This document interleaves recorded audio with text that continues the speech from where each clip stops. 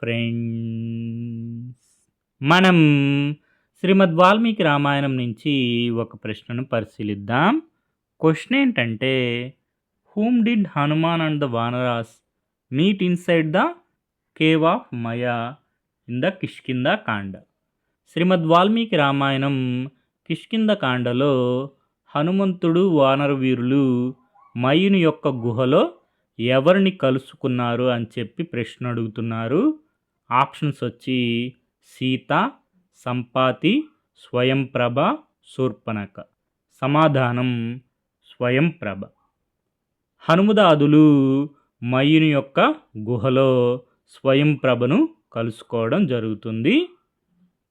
మనం 10వ తరగతి తెలుగు ఉపవాచకం మన ఇతిహాసం రామాయణంలో పరిశీలిస్తే, అంగదుని నాయకత్వంలో దక్షిణం వైపుకు బయలుదేరిన హనుమంతుడు మొదలైన వాళ్ళు అనువనువున గాలిస్తున్నారు. సుగ్రీవుడిచ్చిన గడువు పూర్తయింది. ఏం చేయాలో తోచడం లేదు. తమ వాళ్ళు నిరాశపడకుండా జాగ్రత్త పడ్డాడు అంగదుడు. విరక్తి పొందకుండా ధైర్యోత్సాహాలతో ముందుకు సాగితే విజయం వరిస్తుందని ప్రేరేపించాడు. అందరూ రెట్టించిన ఉత్సాహంతో ముందుకు కదిలారు. హనుమదాదులు ఒక పెద్ద గుహ దగ్గరికి చేరుకున్నారు. అది వృక్షబిలము. ఒక రాక్షసుని ఆధీనంలో ఉంది. బాగా అలిసిపోయిన వానరులను ఆకలి దప్పులు పట్టి పీడిస్తున్నాయి. గుహలోకి వెళ్ళారు. అంతా అయోమయంగా ఉంది. చివరకు స్వయంప్రభ అనే యోగిని అనుగ్రహంతో ఆకలి దప్పులను తీర్చుకున్నారు. హనుమదాదులు వృక్షబిలంలో ఎవరిని కలుసుకున్నారు? స్వయంప్రభ అనే యోగిని కలుసుకున్నారు. ఆమెను ప్రార్థించి ఆమె తప ప్రభావం వల్ల క్షణాలలో ఒక పెద్ద సముద్రపు ఒడ్డున చేరుకున్నారు. ఆ సముద్రం మహోదది. ఉవ్వెత్తున లేచే అలల అలజడి భయాన్ని కలిగిస్తున్నది. సముద్ర తీరంలో వానరులంతా సమావేశమయ్యారు. ఏం చేయాలో తీవ్రంగా చర్చించుకుంటున్నారు. సీత జాడ కనిపెట్టకుండా సుగ్రీవుణ్ణి చేరరాదనుకున్నారు. మనకి మూలం 10వ తరగతి తెలుగు ఉపవాచకం మన ఇతిహాసం రామాయణం. మనం శ్రీమద్ రామాయణం కిష్కింధాకాండంలో పరిశీలిస్తే, హనుమంతుడు, తారుడు, అంగదుడు తమ తమ వానర సమూహాలతో కలిసి వింధ్య పర్వత గుహలను వెతుకుతున్నారు. గజుడు, గవాక్షుడు, గవయుడు, శరభుడు, గంధమదనుడు, మైందుడు, ద్విదుడు, హనుమంతుడు, జాంబవంతుడు, అంగదుడు, తారుడు జట్టు జట్టుగా విడిపోయి ఆ పర్వత గుహలను వెతుకుతున్నారు. అలా వెతుకుతూ వారు ఒక దానవుని చేత రక్షింపబడుతున్న వృక్షబిలము అనే గుహను చూచారు. అప్పటికే వారికి బాగా ఆకలిగా దాహం వేస్తూ ఉన్నది. ఎక్కడా నీటి చుక్క దొరకలేదు. ఆహారం దరిదాపుల్లో దొరకడం లేదు.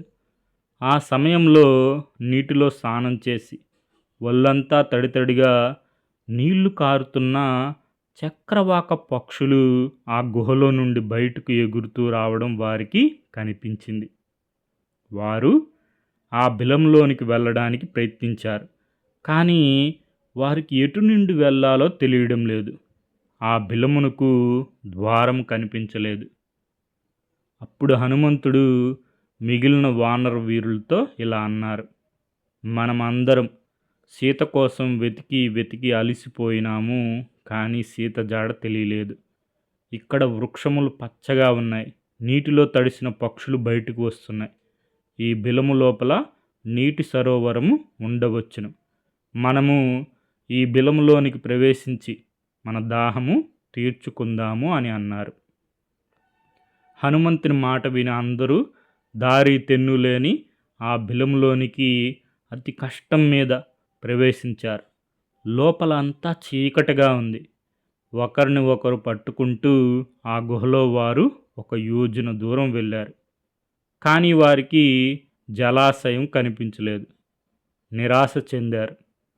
ఆ సమయంలో వారికి ఒక వెలుగు కనిపించింది. వారు ఆ వెలుగు కనిపించిన చోటికి వెళ్ళారు. వారికి బంగారం వలె ప్రకాశించుచున్న వృక్షములు, పుష్పించిన లతలు కనపడ్డాయి.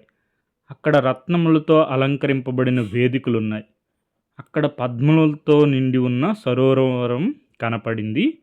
ఆ వానరులు చుట్టూ చూశారు. అక్కడ బంగారంతో నిర్మింపబడిన గృహములు కనపడ్డాయి. ఫలపుష్పములతో నిండి ఉన్న చెట్లు ఆ ఇళ్ళ చుట్టూ ఉన్నాయి. ఆ ఇళ్లల్లో తినడానికి మధురమైన పదార్థములు, పానీయములు అమర్చబడి ఉన్నాయి. బంగారు నాణ్యములు రాసులు రాసులుగా పోసి ఉన్నాయి. ఆ వానరులు ఇవన్నీ చూచి ఆశ్చర్యపోయారు. అక్కడ ఎవరన్నా ఉన్నారా అని ఆ వానరులు వెతుకుతుంటే వారికి ఒక స్త్రీ కనపడింది. ఆమె నారచీరలు ధరించి జింక చర్మం మీద కూర్చొని ఉంది. ఆమె దివ్యమైన తేజంతో ప్రకాశిస్తూ ఉంది. వానరులందరూ ఆమె చుట్టూ నిలబడ్డారు. అప్పుడు హనుమంతుడు ఆమెను చూచి ఆమెకు భక్తితో నమస్కరించి ఇలా అన్నారు: అమ్మా, మీరు ఎవరు? ఇక్కడ ఎందుకు ఉన్నారు? ఈ బిలము ఎవ్వరిది? ఈ భవనములు, సంపదలు ఎవరివి అని అడిగారు. హనుమంతుడు ఆ తాపసితో ఇంకా ఇలా అన్నారు: మాత, మేము ప్రస్తుతం ఆకలి దప్పులతో బాధపడుతున్నాం. ఈ బిలంలో చీకటిలో యోజన దూరం నడిచాం. అందరం బాగా అలసిపోయి ఉన్నాం. ఈ బిలంలో జలం దొరుకుతుందని ఆశతో వచ్చాం. కానీ ఇక్కడ ఇన్ని పదార్థాలను చూడగానే మాకు ఆశ్చర్యం కలిగింది. ఈ బంగారు గృహములు, ఈ వృక్షములు ఎవరివి?